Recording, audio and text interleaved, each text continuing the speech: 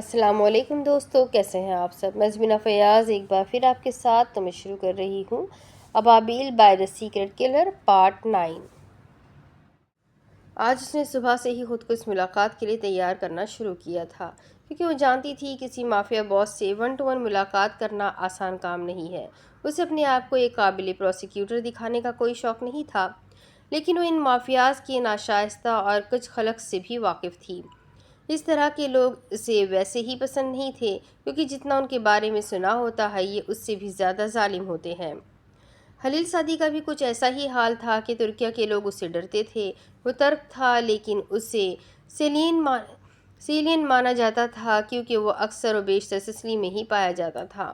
Sicily اس کی بہترین پناہ گاہوں میں سے ایک تھا۔ ادھر ترکیہ میں اس کے حالات تنگ ہوئے، ادھر وہ سسلی میں جا چھپا، اور سسلی کے لوگ اس کی ایسی عزت کرتے جیسے وہ ان کے چرچ کا پادری ہو، جن کے سامنے وہ گناہوں کا اعتراف کرنے کے بعد خدا سے معافی مانگتے ہو۔ سسلی میں اس کی شہرت ایک عظیم انسان دوست جیسی تھی، جو ہمیشہ انسان کے ساتھ کھڑا ہوتا ہے۔ بلا شبہ وہ بہت بڑا قاتل تھا، لیکن وہ انصاف کے معاملے میں کسی کی نہیں سنتا تھا۔ یہ سب فینسی اور شوگر کوٹڈ معلومات بہار کو انٹرنیٹ کے توسط سے ملی تھی۔ البتہ اس کے گاؤں جانے پر بھی ایسی ہی معلومات ملی تھی۔ کہیں نہ کہیں اسے شک تھا کہ خلیل سعدی کے خوف کی وجہ سے لوگوں نے اسے حقیقت نہیں بتائی، لیکن ہزاروں انسان ایک ساتھ جھوٹ بھی تو نہیں بول سکتے تھے۔ بہار سلطان اس وقت سیاہ رنگ کی سلیو لیس راؤنڈ نیک شرٹ اور پیروں سے ذرا اوپر تک آتی اے لائن اسکرٹ پر سرخ رنگ کی لیدر جیکٹ پہنے اس دروازے کے باہر کھڑی ہوئی تھی۔ اس دروازے کے اس پار اس کی ملاقات ایک مافیا سے ہونے والی تھی۔ ہاں، وہ مکمل طور پر تیار تھی۔ اسے لگ رہا تھا کہ کاغان نے اسے غلط ایڈریس دے دیا ہے۔ بھلا مافیا کے لوگ ایسے گھر میں کیسے رہتے ہوں گے؟ انہیں تو اپنے مال سے زیادہ اپنی سیکیورٹی کی پرواہ ہوتی ہے۔ 5-10 گارڈز دروازے کے باہر رکھنا بھی انسان دوستوں کی دنیا میں ایک عام کلچر تھا، لیکن یہاں کچھ بھی ایسا کیوں نہیں تھا؟ بہرحال وہ لوہے کا آہنی لیکن چھوٹا دروازہ کھول کر اندر داخل ہوئی۔ گھر ایسا تھا جیسے کوئی مڈل کلاس فیملی برسوں سے استعمال کر رہی ہو، لیکن سیاہ سفید کے پینٹ میں نہ جانے کیوں وہ قابل دید معلوم ہو رہا تھا۔ اس نے پیروں میں سیاہ بلاک ہیل پہن رکھی تھی اور بالوں کو کندھوں پر کھلا چھوڑ رکھا تھا۔ رات کی اس پہر اس کے آبرن بالوں میں سیاہ رنگ کا شیڈ نظر آتا تھا۔ گھر کے اندرونی اسٹیپ اتر کر وہ باغیچے سے ہوتی ہوئی اس دروازے تک پہنچی جسے بجانے پر وہ مافیا باس سے ملاقات کرنے والی تھی۔ اس دروازے کے اس پار مافیا باس تھا۔ اف بہار! اس کا دل ایک لمحے کے لیے خوف کے زیر اثر آیا، اور اگلے ہی لمحے اس نے 5 سیکنڈ کے قانون پر عمل کرتے ہوئے گھر کی بیل بجا ڈالی۔ اس لمحے نہیں تو کسی لمحے نہیں۔ 5 سیکنڈ کا قانون میل رابنس کا دریافت شدہ ہے، جس کا مطلب ہے اپنے دماغ کو سوچنے کا موقع دیے بنا کوئی کام کرنا۔ اس کا دل بے اختیار زور زور سے دھڑکنے لگا۔ آج اپنے باپ کی دنیا کے مزید ایک اہم رکن کا سامنا کرنے جا رہی تھی، یا اللہ حفاظت کرنا۔ اسے نہ جانے کیوں لگتا تھا کہ اس کی موت ایسے ہی کسی مافیا کے ہاتھوں ہونی ہے۔ اس کا دل کیا اس سب سے دور بھاگ جائے، واپس دبئی چلی جائے، جہاں اسے قانون دان ہونے پر فخر تھا۔ وہ اس استنبول سے بہت دور بھاگ جائے، جہاں اسے صرف باپ کی محبت میں مافیاز کو بے قصور ثابت کروانے کے لیے کیس لڑنے پڑتے تھے۔ لیکن یہ تو اس کھیل کی شروعات تھی۔ اس کیس کے بعد ہونا تھا، وہ کیسے ہار مان کر پیچھے ہٹ سکتی تھی؟ وہ ترکیہ کو ان مافیاز سے پاک کرنے میں اپنا کردار ادا کرنے کے لیے بغیر کیسے پیچھے ہٹ سکتی تھی؟ نہیں بہار سلطان، تم لڑے بغیر پیچھے نہیں ہٹو گی، وہ خود کو سمجھا رہی تھی۔ دروازہ کھلنے کی آواز آئی تو وہ سر جھٹک کر سنجیدہ سے کھڑی ہو گئی، جیسے اس سے سنجیدہ انسان اس دنیا میں نہیں پایا جاتا، ایک دم پروفیشنل۔ پورا دروازہ کھول کر وہ سامنے آیا تو بے اختیار بہار کے چہرے کے تاثرات نرم سے نرم تر ہوتے چلے گئے۔ آخر میں وہ مسکرا کر اسے دیکھنے لگی، جو اسے اوپر سے نیچے تک غور سے تک رہا تھا۔ وہ حیران سا تھا۔ بہار نے اس کے سامنے چٹکی بجائی۔ وہ حقیقت میں آیا۔ آپ غلط گھر میں آئی ہیں خانم۔ اس گھر میں خوبصورت عورتوں کے استقبال کے لیے کوئی مرد نہیں آتا۔ وہ مہمان نوازی کا دور دور تک رواج نہیں۔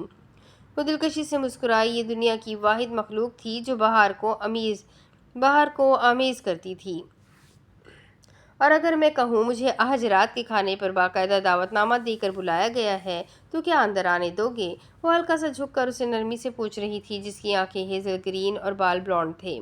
سیاہ نیک شرٹ اور سفید ٹراؤزر پہنے وہ بچہ اسے پہلی نظر میں ہی بے حد پسند آیا تھا۔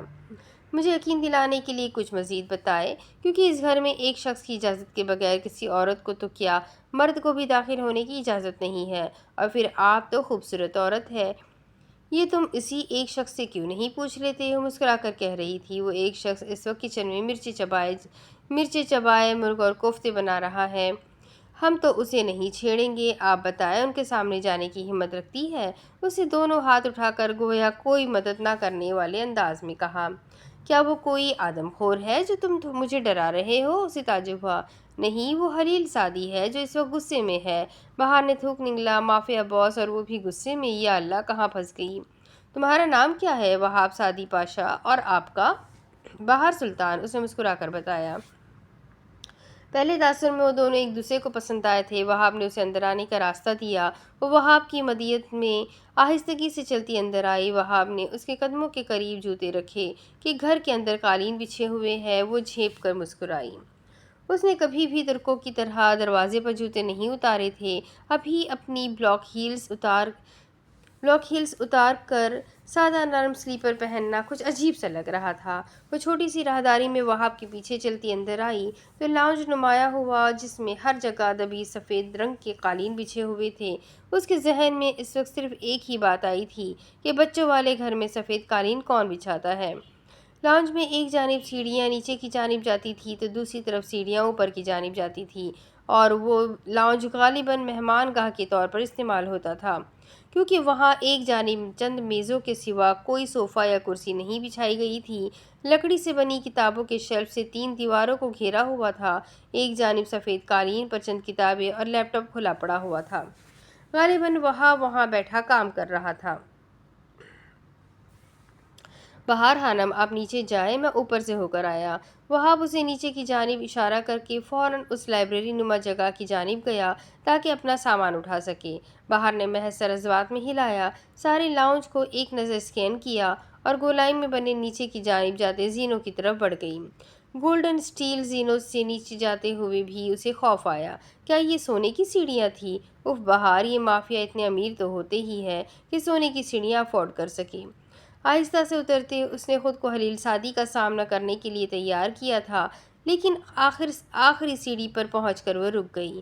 اسے باتوں کی آواز آ رہی تھی، یعنی وہ اکیلا نہیں تھا۔ اس نے کان لگا کر سننے کی کوشش کی تو کوئی بچہ کہہ رہا تھا، پاشا بے، ہم انسان ناشکرے کیوں ہیں؟ میں نے پڑھا تھا انسانی فطرت سیلفش ہوتی ہے، لیکن قرآن کہتا ہے انسانی فطرت خدا کی فطرت ہوتی ہے، تو کیا اللہ سیلفش ہے؟ وہ چھوٹا بچہ سادگی سے پوچھ رہا تھا۔ وہ تھوڑا سا آگے بڑھی اور سارے میں نظر دوڑائی۔ باہر سے پرانا اور مڈل کلاس نظر آنے والا گھر اندر سے بہت ہی خوبصورت تھا۔ وہاں کا آرکیٹیکچر اور فرنیچر سب عمدہ تھا، اور وہ بغیر کسی وقت کے بتا سکتی تھی کہ فرنیچر فاتح کرول کا ہے، جو پورے ترکیہ میں سب سے عمدہ فرنیچر بنانے میں اپنے آپ میں ایک بڑا نام تھا۔ اس بارے میں ہم مختلف اسکول آف تھاٹ کو لے کر آرگیومنٹ کر سکتے ہیں، جیسے یہ بات بھی ٹھیک ہے کہ انسان سیلفش ہوتا ہے، اور یہ بات بھی ٹھیک ہے کہ انسانی فطرت خدا کی فطرت ہوتی ہے۔ فطرت کا لفظ فطر سے نکلا ہے اور اس کی اصل کسی چیز کے کھل جانے اور نمایاں ہو جانے کی جانب اشارہ کرتی ہے، جیسے روزہ افطار کرنا۔ وہاب نے بتایا تھا کہ قرآن پاک میں انسان کو ظالم، ناشکرا، جلد باز، جھگڑالو اور بے صبرا بھی کہا گیا ہے۔ یعنی اللہ ایسا کیسے ہو سکتا ہے؟ یہ تو بہت کنٹروورشل ہو جاتا ہے۔ اب کچھ اسکالر یہ بھی کہتے ہیں کہ فطرت ایسی چیز ہوتی ہے جسے تبدیل نہیں کیا جا سکتا، لیکن انسان تو کیپ آن چینجنگ پر رہتا ہے۔ فطرت کو اگر اس زاویے سے دیکھا جائے تو پتہ چلتا ہے کہ کسی چیز کی فطرت صرف ایک ہی نہیں ہوتی، بلکہ بہت سی فطرتیں ہوتی ہیں۔ جیسے پانی کو اگر عام چھوڑ دیا جائے تو وہ نشیب کی طرف بہتا ہے، وہ ہر برتن کی شکل اختیار کر لیتا ہے، ایک خاص درجہ حرارت پر جا کر منجمد بھی ہو جاتا ہے اور دوسری طرف بھاپ بن کر اڑ بھی جاتا ہے۔ یہ تمام خصوصیات پانی کی فطرت کہلائیں گی۔ یا مثلاً بکری گھاس کھاتی ہے اور گوشت کی طرف آنکھ اٹھا کر بھی نہیں دیکھتی۔ شیر گوشت کھاتا ہے، کسی دوسری غذا سے اس کا کوئی تعلق نہیں ہوتا، اسے بکری اور شیر کی فطرت کہا جائے گا۔ وہ سنجیدہ اور بارعب سی نرم آواز کسی مرد کی تھی۔ جواب جامع اور سادہ تھا، لیکن اسے سمجھ میں نہیں آیا تھا۔ غیر مطمئن شدہ جواب۔ اسے بچے کی آواز پھر سے سنائی دی۔ اسے حیرت ہوئی۔ ہادی بے، اگر قیامت قریب آ جائے اور میزان رکھ دیا جائے اور تمہیں ایک نیکی کی ضرورت ہو جس سے تم جنت میں جا سکتے ہو، اور اسی ایک نیکی کی مجھے بھی ضرورت ہو تاکہ میں جنت میں جا سکوں، تو کیا تم قیامت کے روز وہ نیکی مجھے دو گے؟ بہار کا دل دھڑکا۔ سوال مشکل تھا۔ وہ کچن کے دروازے کے پاس آ کر کھڑی ہو گئی۔ اسے دیکھنا چاہتی تھی۔ وہ دونوں سنک کے پاس کھڑے برتن دھو رہے تھے۔ بچہ ایک اسٹول پر کھڑا، گلے کے گرد ایپرن باندھے، ہاتھوں پر دستانے لگائے، ایک صاف کپڑے سے گیلے برتن سکھا کر دوسری جانب رکھ رہا تھا، اور وہ جو شاید خلیل سعدی ہی تھا، مافیا باسز کا باس، اسفنج پکڑے برتن دھو رہا تھا۔ کھلے نل سے پانی کسی شفاف چشمے کی صورت بہہ رہا تھا۔ وہ دروازے میں کھڑی تھی اور مسکراہٹ نے کب اس کے چہرے کا احاطہ کیا اسے اندازہ بھی نہیں ہوا۔ وہ مسکرا کر ان دونوں کو دیکھے گئی۔ نہ جانے کیوں اسے یہ دنیا کا خوبصورت ترین منظر لگا تھا۔ وہ اس منظر سے نظریں نہیں ہٹا پائی تھی، یہاں تک کہ وہ بھول گئی وہ یہاں کیوں آئی ہے۔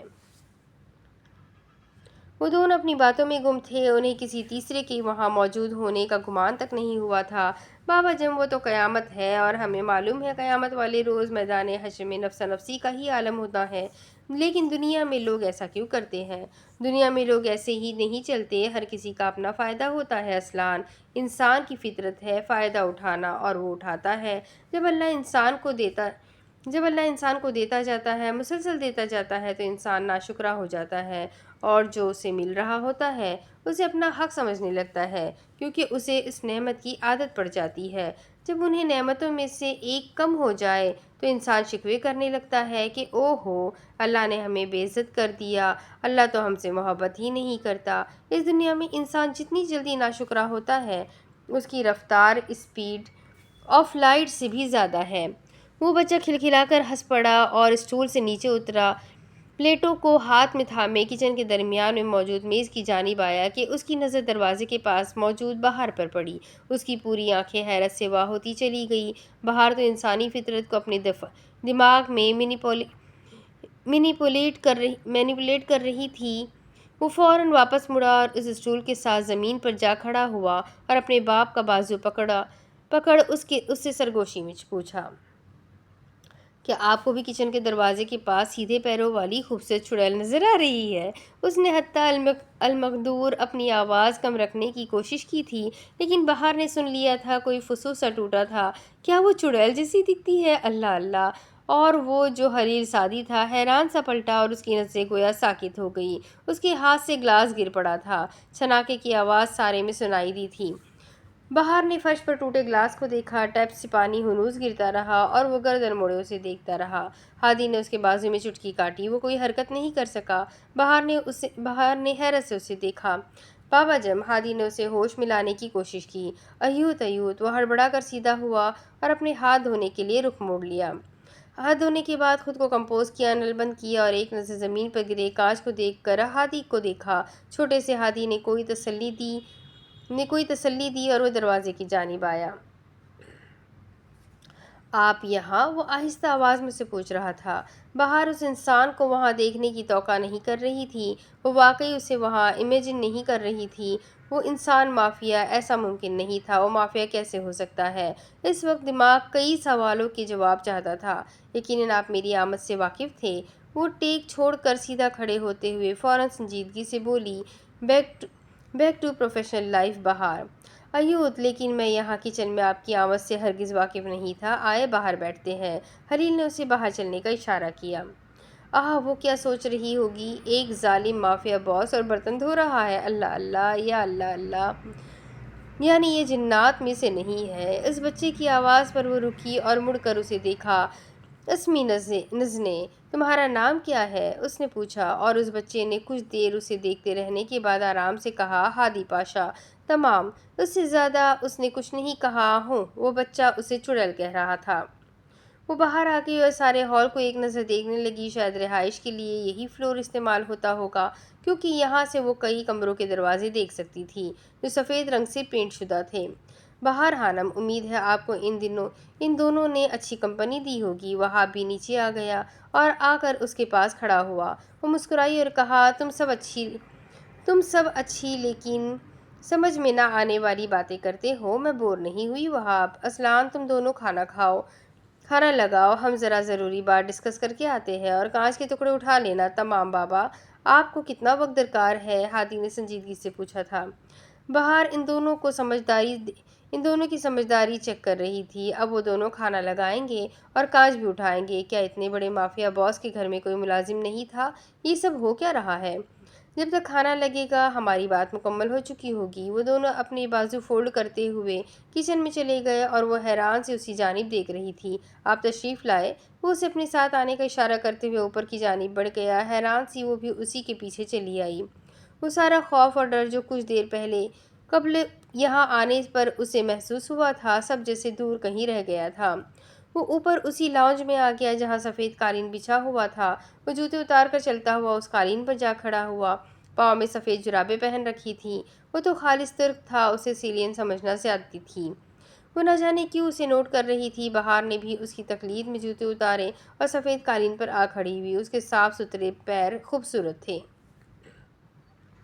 میں یقین نہیں کر سکتی کہ تم انسان دوستوں کے ساتھ کوئی لنک رکھتے ہوں گے۔ وہ مسلسل کچھ سوچ رہی تھی اور آخرکار بول ہی پڑی، یقین کر لیں مس سلطان، میں انسان دوستوں کے ساتھ کچھ لنکس نہیں بلکہ بہت گہرے لنکس رکھتا ہوں۔ میرے بیٹوں کے بعد وہ میری واحد فیملی ہے۔ آپ جتنا جلدی تسلیم کرے گی اتنا بہتر ہوگا۔ وہ ایک لمحے کو ٹھٹکی، اسے غور سے دیکھا اور کسی نتیجے پر پہنچی۔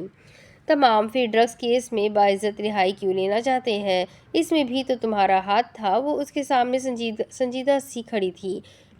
اسے اس شخص سے ایسی امید نہیں تھی۔ وہ تو کسی زمانے میں بہت اچھا انسان ہوا کرتا تھا۔ وہ میرا روزگار ہے ساؤ جی، اور انسان دوستوں کی دنیا میں خود کو وفادار ثابت کرنے کے لیے ایسے کام کرنے پڑتے ہیں۔ مجھے صرف اس الزام سے باعزت بری ہونا ہے جو اس اداکارہ کی وجہ سے مجھ پر لگا ہے۔ یہ جانتے ہوئے بھی تمام ثبوت تمہارے خلاف ہیں اور وہ اداکارہ مر چکی ہے۔ ہاں، یہ جانتے ہوئے بھی اسی وجہ سے آپ کو ہائر کیا ہے۔ وہ اداکارہ صرف مجھے تباہ کرنے آئی تھی اور اس میں کامیاب بھی ٹھہری۔ اس کی آواز میں تلخی بھری تھی اور بہار نے بے وقت محسوس کی تھی۔ کیا واقعی تم اس اداکارہ سے کوئی واسطہ نہیں رکھتے تھے؟ تم مجھے بتا سکتے ہو؟ یہ اٹارنی کلائنٹ پریویلیج کے تحت ہمارا راز رہے گا۔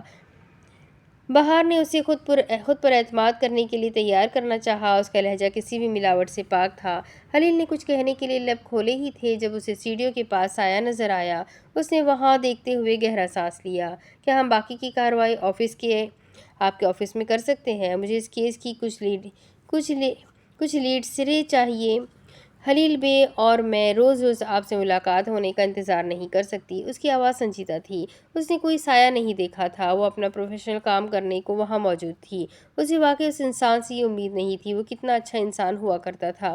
بچوں نے کھانا لگا دیا ہوگا، ہمیں نیچے چلنا چاہیے۔ اس کے ایسا کہنے کے بعد بہار نے بھی سیڑھیوں پر قدموں کی تیز رفتار آواز سنی تھی، جیسے کوئی جلدی میں زینے پھلانگتا نیچے اتر رہا ہو۔ اس نے بے ساختہ اس جانب دیکھا اور پھر واپس سامنے کھڑے خلیل سعدی کو۔ کیا تمہارے بچے یہ حقیقت جانتے ہیں کہ تم ایک ڈاک انسان ہو؟ اسے یہی مناسب الفاظ لگے۔ خلیل کے اس بات میں سر ہلانے پر بہار کو ایک بڑا جھٹکا لگا تھا۔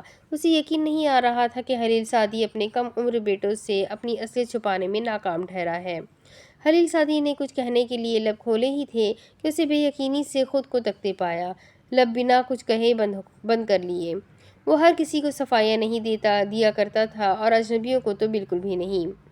بہار نے ہضم کرنے کے لیے کچھ وقت لیا اور اس کے مزید کچھ کہنے سے پہلے ہی وہ نیچے کی جانب چلی گئی۔ خلیل نے گہرا سانس لیتے ہوئے اسے جاتے دیکھا۔ اسے سلطان عمر کی بیٹی پر بھروسہ کرنا چاہیے۔ کیا گارنٹی ہے کہ وہ اپنے باپ کی طرح دھوکہ نہیں دے گی؟ اس وقت اس کے پاس ان سوالوں کا کوئی جواب نہیں تھا۔ وہ تیزی سے سیڑھیاں پھلانگتی نیچے آ گئی تھی۔ وہ بچے کتنی تلخ حقیقت سے آگاہ تھے۔ بہار کو ان سے ہمدردی محسوس ہو رہی تھی، بے تحاشا ہمدردی۔ وہ واپس آئی تو وہ دونوں مسکرا کر اسے دیکھ کر گویا کھانے کی میز پر خوش آمدید کہہ رہے تھے۔ کانچ اٹھایا جا چکا تھا، کھانا لگایا جا چکا تھا، مہمان کو خوش آمدید کہا جا رہا تھا۔ اس کے دل کو کچھ ہوا۔ وہ کس کام میں انہیں مدد کی آفر کر سکتی ہے؟ اس نے سارے میں نگاہ دوڑائی، ایسا کچھ بھی نظر نہیں آیا۔ وہ سر کو اسبات میں خم دے کر ان کے ساتھ کچن میں چلی آئی تھی۔ چہرے پر بڑی پیاری سی مصنوعی مسکراہٹ بھی سجا رکھی تھی۔ کھانے کی میز پر تپاک قسم کے تر کھانوں سے بھری پڑی تھی۔ ابتدائیت، سوپ، سلاد، کوفتے اور کبابوں کی مختلف اقسام اس میز کا حصہ تھی۔ وہ جب نیچے واپس آیا تو بہار ہادی کے ہاتھ کی پشت چوم رہی تھی۔ شاید ہادی نے اسے سکندر کباب اپنے ہاتھوں سے کھلایا تھا۔ یہ اس کی عادت اور اس کی محبت تھی کہ مہمانوں کو خود اپنے ہاتھ سے کچھ کھلانا۔ وہ دونوں اسے اپنی غیر معمولی صلاحیتوں کے بارے میں بتا رہے تھے اور وہ اسکندر کباب کی پلیٹ سامنے رکھے وقفے وقفے سے کباب منہ میں ڈالتی ان دونوں کو سن رہی تھی۔ وہ کتنے ہی لمحے وہاں دروازے پر کھڑا انہیں مسکرا کر دیکھتا رہا، پھر سر جھٹک کر سنجیدگی سے چلتے ہوئے ان تک آیا۔ یہ عورت کتنی بے مروت تھی، میزبان کے آنے تک کا انتظار نہ کیا اور اسکندر کباب کھائے جا رہی تھی۔ وہ یہی سوچتے ہوئے اپنی سیٹ سنبھال کر بیٹھ گیا۔ بہار نے اس سے مزید کوئی بات نہیں کی۔ وہ بچوں کے ساتھ اتنی مصروف ہو گئی جیسے وہ انہیں لمبے عرصے سے جانتی ہو۔ وہ جانتا تھا اور حقیقت وہ ان سے ہمدردی جتانے کی کوشش کر رہی ہے، لیکن وہ نہیں جانتی تھی کہ خلیل سعدی کے بیٹے کو اس کی ہمدردی سے کوئی سروکار نہیں تھا۔ وہ خود ترسی کا شکار بچے نہیں تھے، وہ خلیل سعدی کے شیر تھے۔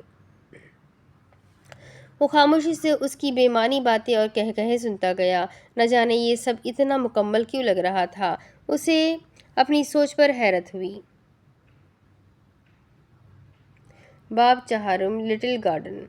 پھولوں کی کوئی پرواہ نہیں کرتا، پرندوں کی کوئی پرواہ نہیں کرتا، کوئی بھی یقین نہیں کرنا چاہتا کہ لٹل گارڈن مر رہا ہے، کوئی بھی اس بات پر یقین نہیں کرنا چاہتا کہ لٹل گارڈن کا دل اس شدید گرمی میں سوج گیا ہے، کوئی بھی یہ نہیں جاننا چاہتا کہ لٹل گارڈن کا ذہن آہستہ آہستہ اپنا سبز ماضی کھو رہا ہے، ہمارا آنگن تنہا محسوس کر رہا ہے، ہمارا آنگن بارش برسانے والے بادل کی ممکنہ دورے کی امید میں اونگ رہا ہے، ہمارا تالاب بہہ رہا ہے اور جوان چھوٹے چھوٹے پتے درختوں کی بلندیوں سے گر رہے ہیں اور پنجرے کی پسٹل کھڑکیوں سے۔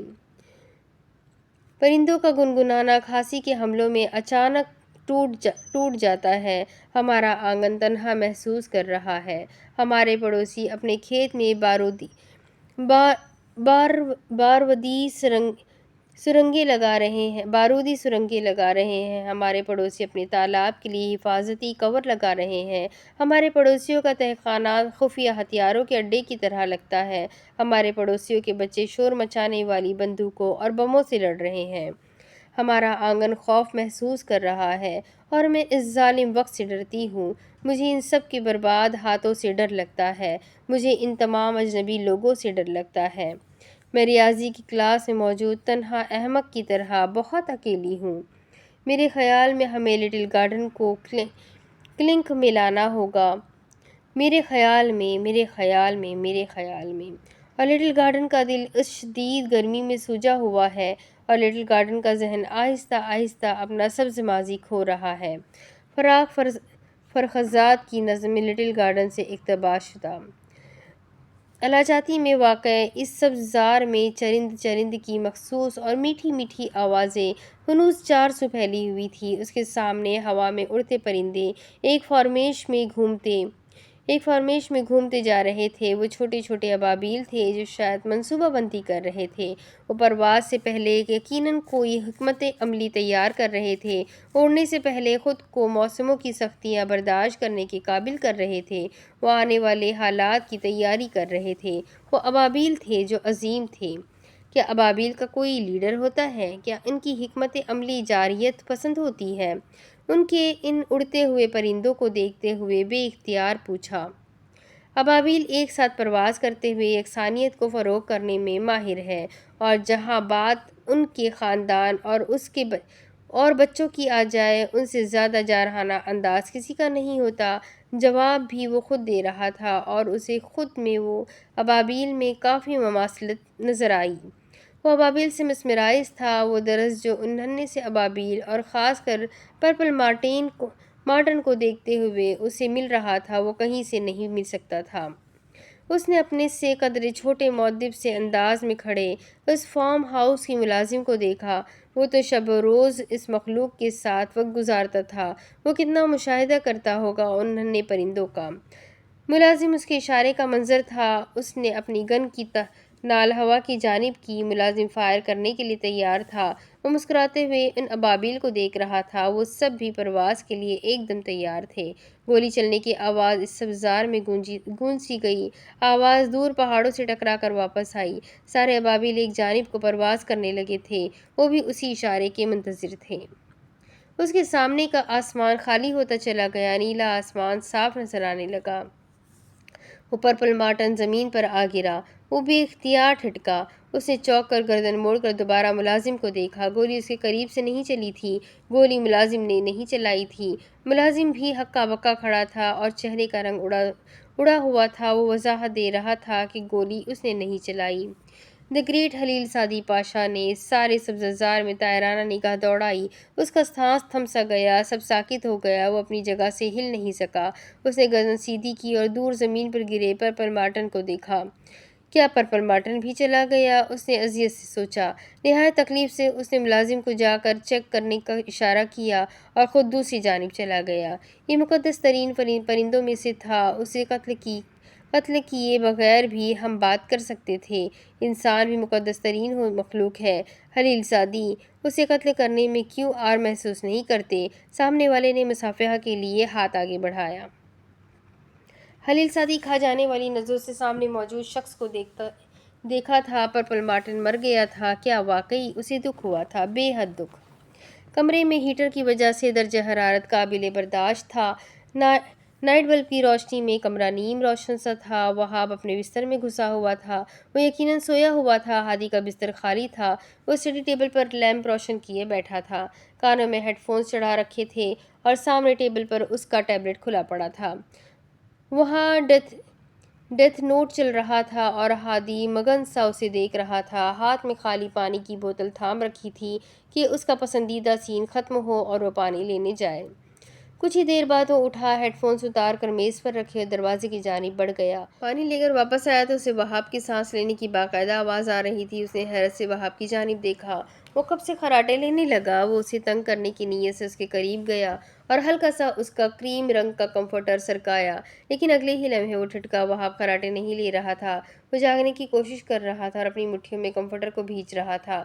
وہ حیران سے کھڑا، پہلے دیکھتا رہا اور پھر جلدی ہی آگے بڑھ کر اسے جھنجھوڑ کر اٹھانا چاہا، شاید وہ کوئی برا خواب دیکھ رہا تھا۔ وہاب کا چہرہ پسینے سے تر تھا، وہ گہرے سانس لے رہا تھا اور ہادی اسے آوازیں دیے جا رہا تھا۔ وہ ایک جھٹکے سے اٹھ بیٹھا جیسے کسی ڈراؤنے خواب سے باہر آیا ہو۔ اس نے اپنے ارد گرد دیکھا، جو اسے بحال کیے سب نارمل تھا۔ ہادی کے ہاتھ میں پانی کی بوتل تھی، وہاب نے وہ پانی کی بوتل لی اور گٹا گٹ چڑھا گیا۔ ہادی حیران سا اسے دیکھتا رہا۔ بہت برا خواب تھا۔ اس کے تاثرات کچھ نارمل ہوئے تو ہادی نے اس کے بستر پر بیٹھتے ہوئے پوچھا۔ خواب نہیں دیکھ رہا تھا، وہاب نے بیڈ کراؤن سے ٹیک لگاتے ہوئے مدھم آواز میں کہا۔ پھر وہ اپنی اونی ٹوپی ٹھیک کرتے ہوئے پوچھ رہا تھا۔ سلیپ پیرالائسس تھا شاید، وہ گہرا سانس لے کر کہہ رہا تھا۔ اور آج اسپائڈر آیا تھا کہ اسنیک؟ ہادی نہایت اشتیاق سے پوچھ رہا تھا۔ وہاب کچھ دیر اسے دیکھتا رہا، پھر کہا، آج میں کسی کو بچانا چاہ رہا تھا لیکن میں موو نہیں کر پا رہا تھا۔ وہ کون تھی وہاب؟ وہ مجھے بہت اچھی لگی، میں ان کے بارے میں سوچتے سوچتے سو گیا تھا اور وہ خواب میں بھی آئی، میں سو گیا اور پھر میں اٹھ نہیں پایا۔ کیا تم ان چڑیل کی بات کر رہے ہو جو رات کھانے پر آئی تھی؟ ہادی سرسری سے انداز میں پوچھ رہا تھا۔ اسے فی الحال ڈیتھ نوٹ دیکھنا تھا، جو وہ کتنی مرتبہ ہی کیوں نہ دیکھ لے، اس سے بیزار نہیں ہوتا تھا۔ خبردار، تم نے دوبارہ انہیں چڑیل کہا۔ وہاب سیدھا ہو کر بیٹھے ہوئے اسے ٹوک کر خفگی سے بولا، تمام، کیا تم ان کی بات کر رہے ہو؟ ہاں، وہ بہت اچھی تھی، یعنی آج تک موم کے علاوہ کسی عورت نے ہم سے اس طرح محبت سے بات نہیں کی۔ اور سو جاؤ وہاب، تمہارے سلیپ پیرالائسس کا دورانیہ اب ختم ہو چکا ہے۔ ای گیجز، شب بخیر۔ وہ بیزار سا کہتا اٹھ کھڑا ہوا۔ اس کے نزدیک محبت ایک فالتو جذبہ ہے جسے وہ کبھی محسوس نہیں کر سکا تھا۔ ایک ہی ملاقات میں وہاب کی طرح لوگوں سے متاثر نہیں ہوا کرتا تھا۔ ٹھیک ہے وہ اچھی تھی، پھر بھی کون سا ہمیشہ کے لیے آئی تھی۔ کچھ ہی دیر بعد کمرے میں واپس پہلے جیسی پرسکون خاموشی چھا گئی تھی۔ ہادی ہیڈ فونز چڑھا کر اسٹڈی ٹیبل پر اپنا ٹیبلٹ اٹھا کر اپنے بستر میں گھس گیا تھا۔ اب کی مرتبہ اس نے ڈیتھ نوٹ نہیں لگایا۔ اس نے وہاب کے دوبارہ سو جانے کا انتظار کیا اور ڈیتھ نوٹ کو کسی اور وقت کے لیے چھوڑ دیا۔ اب وہ سرچ انجن پر لکھ رہا تھا۔ وہاب دوسری جانب کروٹ لیے ہوئے تھا۔ وہ جو بھی دیکھنا چاہتا تھا سکون سے دیکھ سکتا تھا۔ واٹ از سلیپ پیرالائسس، اس نے ٹائپ کیا اور اس کے سامنے کئی لنکس کھلتے چلے گئے۔ پہلے نمبر پر موجود لنک پر اس نے کلک کیا۔ کیا آدھی رات کو آپ نے خود کو ایسی کیفیت میں پایا ہے کہ جیسے کوئی آپ کے سینے پر سوار ہے اور آپ کا گلا دبا رہا ہے؟ آپ کو اپنی سانس گھٹتی ہوئی محسوس ہو رہی ہے۔ آپ اتنے خوفزدہ ہیں کہ لاکھ کوشش کے باوجود اس چیز کو خود سے دور نہیں کر پا رہے اور اتنے لاچار ہیں کہ پوری کوشش کے باوجود ساتھ سوئے ہوئے انسان کو اپنی مدد کے لیے نہیں پکار پا رہے۔ اسی طرح نیند میں اچانک آپ کو یہ محسوس ہوتا ہے کہ آپ اپنے کمرے میں اکیلے نہیں بلکہ ایسی مخلوق بھی موجود ہے جسے آپ دیکھ نہیں سکتے اور یہ مخلوق آپ کو مار دینا چاہتی ہے۔ یہ احساس اتنا شدید ہوتا ہے کہ آپ کے ہاتھ پاؤں شل ہو جاتے ہیں۔ یہ مخلوق آہستہ آہستہ آپ کی طرف بڑھ رہی ہے اور آپ اپنی پوری توانائی استعمال کر کے بھی اس کو دور نہیں کر پا رہے اور نہ ہی کسی اور شخص کو اپنی مدد کے لیے بلایا پا رہے ہیں۔ اس کیفیت سے باہر نکلنے کا کوئی راستہ آپ کے پاس نہیں ہے۔ ایک خوف ہے، ایک نہ دکھائی دینے والی مخلوق ہے جو آپ کو مار دینا چاہتی ہے۔ پھر اچانک یوں ہوتا ہے کہ آپ کے شل جسم میں ہلکی سی حرکت پیدا ہوتی ہے اور وہ مخلوق کہیں چھپ جاتی ہے اور آپ خوف کی حالت میں بیدار ہو جاتے ہیں۔ آپ کا جسم خوف سے لرز رہا ہوتا ہے۔ آپ کو اپنے جسم میں کمزوری محسوس ہوتی ہے۔ آپ کے ساتھ یہ واقعہ ایک دو بار نہیں بلکہ بار بار ہوتا ہے اور آپ اس کیفیت سے اتنے ڈر جاتے ہیں کہ آپ نیند سے بچنے کے لیے ادویات کو استعمال کرنا شروع کرتے ہیں تاکہ آپ اس خوفناک مخلوق سے خود کو دور رکھ سکیں جو سوتے ہی آپ کے بستر کے قریب سے نمودار ہو جاتی ہے۔ انسان کی نیند سکون کی بجائے موت اور خوف کی علامت بن جاتی ہے۔ اس نے جھرجھری لے کر سامنے کھلا آرٹیکل بند کیا۔ یہ تو ڈیتھ نوٹ سے زیادہ انٹرسٹنگ لگ رہا تھا۔ سرچ آئیکن پر کلک کیا اور دوبارہ سے کئی لنکس کھل گئے۔ اب کی مرتبہ اس نے وائی سلیپ پیرالائسس ہیپنڈ اس نے کی ورڈز میں رد و بدل کرنے کے بعد سرچ آئیکن پر کلک کیا اور دوبارہ سے کئی لنکس کھل گئے۔ اب کی مرتبہ اس نے دوسرے پیج پر جا کر کوئی تیسرا لنک کھولا۔ سلیپ پیرالائسس نیند کے دوران یا نیند سے بیدار ہوتے ہی ایک ایسے احساس کو کہتے ہیں جو آپ کو بتاتا ہے کہ آپ حرکت نہیں کر سکتے اور آپ کا جسم مفلوج ہو چکا ہے۔ ایسے وقت میں اگر آپ کسی کو آواز دینے کی کوشش کرتے ہیں تو آپ کو لگتا ہے کہ آپ کی آواز ہی بند ہو گئی ہے اور آپ بھول بھی نہیں سکتے۔ سلیپ پیرالائسس کے دوران عام طور پر اس کو محسوس کرنے والے کے حواس جاگ رہے ہوتے ہیں اور حواس کی بیداری کے دوران وہ محسوس کرتا ہے کہ جیسے اس کے اوپر کوئی بوجھ پڑ گیا ہے یا اس کا دم گھٹ رہا ہے اور اس کے ساتھ ہو سکتا ہے کہ اس سے نظر کا فریب، ہیلوسینیشن اور بہت زیادہ خوف طاری ہو جائے۔ وہ شاکڈ سا پڑ رہا تھا۔ اس نے ایک نظر وہاب کے بستر کی جانب دیکھا تھا۔ شاید وہ سو چکا تھا یا سونے کی کوشش کر رہا تھا۔ جو بھی تھا کم از کم وہ ہادی کی جانب متوجہ نہیں تھا۔ زندگی میں کبھی نہ کبھی تقریباً ہر فرد ہی اس کو محسوس کرتا ہے مگر کچھ لوگوں کو یہ بہت زیادہ تنگ کرتا ہے۔ سلیپ پیرالائسس دور شباب میں شروع ہوتا ہے اور 20 سے 40 سال کی عمر تک مسلسل تنگ کرتا رہتا ہے۔ مگر وہاب تو ابھی 20 سال کا ہوا ہی نہیں تو اسے یہ کیسے ہو سکتا ہے اور کیوں ہو سکتا ہے؟ عام طور پر یہ کیفیت رات کو سونے کے فوراً بعد شروع ہو جاتی ہے یا صبح کے اس وقت پر بیدار ہوتی ہے جب آپ بالکل جاگنے والے ہوتے ہیں یا تقریباً جاگ گئے ہوتے ہیں، اور یہ کیفیت خوابی، بصارتی، سمعی اور محسوسات کی فریبی جیسی کیفیات پر مشتمل ہوتی ہے، اور اس کے تین کیٹیگریز ہوتی ہے۔ اس نے وہ پیج بند کرنا چاہا کیونکہ اسے ڈر لگنے لگا تھا، لیکن وہ اپنا ہاتھ نہیں ہلا سکا۔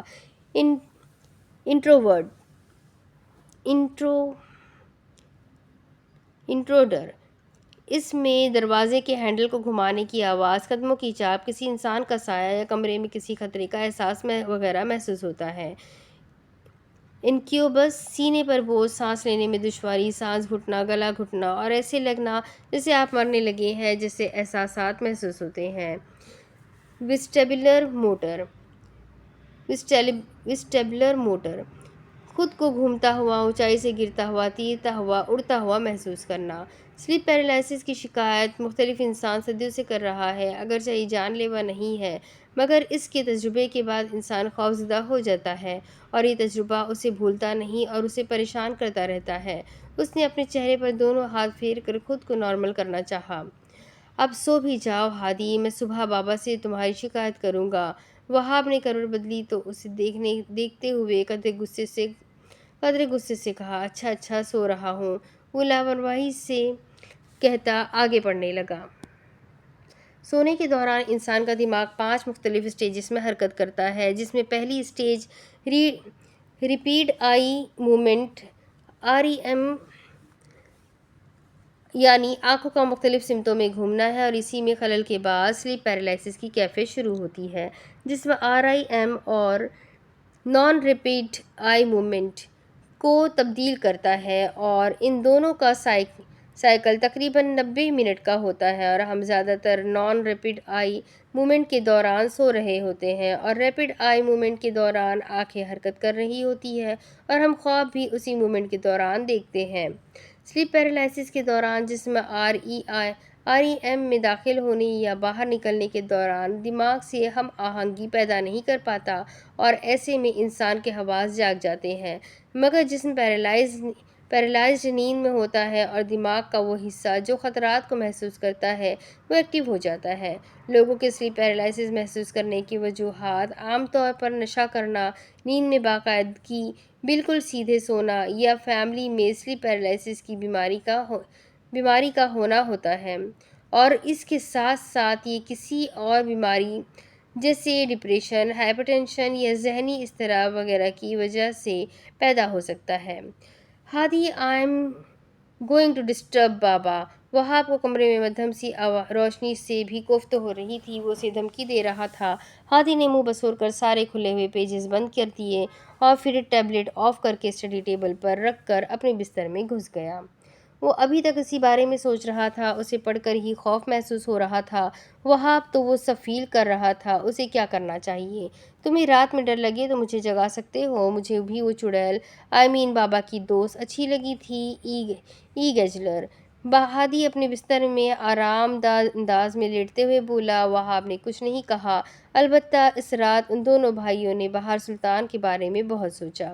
صبح ناشتے کی میز پر بھی ہادی اپنے باپ سے یہی ڈسکس کر رہا تھا، اور اس کے بے حد اصرار پر خلیل سعدی نے ایک سائیکیٹرسٹ سے وہاب کی اپائنٹمنٹ بھی لے ڈالی تھی۔ وہ اپنے بیٹوں کو کبھی نہ نہیں کہتا تھا، اس کے بیٹے بہت سلجھے ہوئے اور ڈسپلنڈ تھے۔ اب اس کے آگے کی کہانی میں آپ کو اگلے ویڈیو میں سناتی ہوں کہ آگے کیا ہوگا۔ جاننے کے لیے میرے ساتھ بنے رہیں۔ ویڈیو کو لائک کر دیں، چینل کو سبسکرائب کر دیں، بیل آئیکن کو ضرور دبا دیں، اپنے کانٹیکٹس میں ویڈیو کو ضرور شیئر کریں، اور ساتھ ہی کمنٹ کر کے مجھے ضرور بتائیں کہ آپ کو یہ ناول کیسا لگ رہا ہے۔ تو ملتے ہیں اگلے ویڈیو میں، تب تک کے لیے اپنا خوب سارا خیال رکھیں، مجھے بھی دعا میں یاد رکھیں۔ اللہ حافظ۔